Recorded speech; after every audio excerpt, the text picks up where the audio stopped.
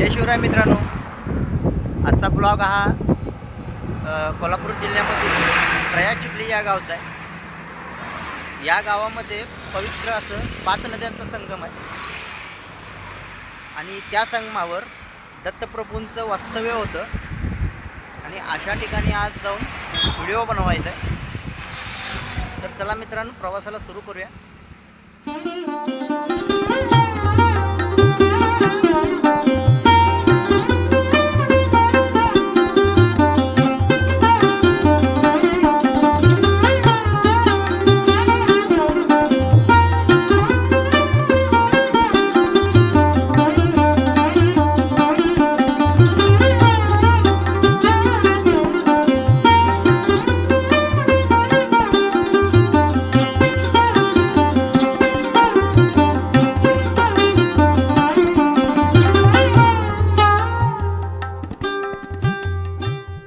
तर मित्रांनो, मी आता पोहोचलो आहे दत्त मंदिरामध्ये। हे पाठीमाग जे आहे ते दत्तप्रभूंचं मंदिर आहे। इथे एक आहे पलीकडं मंदिर, ते आहे जिवंत समाधी आहे तिथं, ती मोहिनी महाराजांची आहे। तर चला आपण पुढे जाऊ।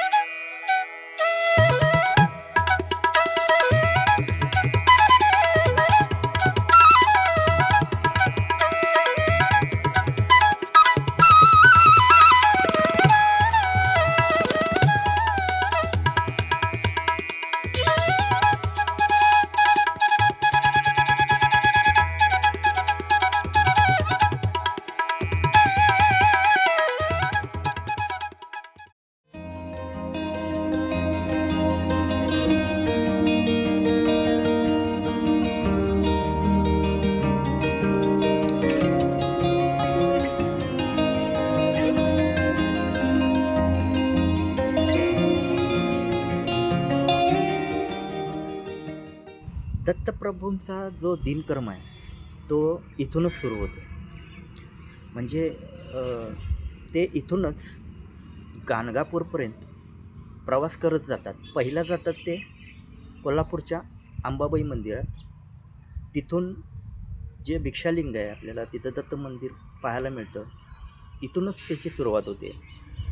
आणि कोल्हापूरच्या महालक्ष्मी मंदिरातून ते नरसिंहवाडीत जातात, तिथे थोडी विश्रांती घेऊन पुन्हा ते औदुंबरला जातात, सांगलीजवळ आहे ते, आणि तिथून पुढे ते गाणगापूरला जातात। असा हा त्यांचा नित्य दिनक्रम सुरू असतो।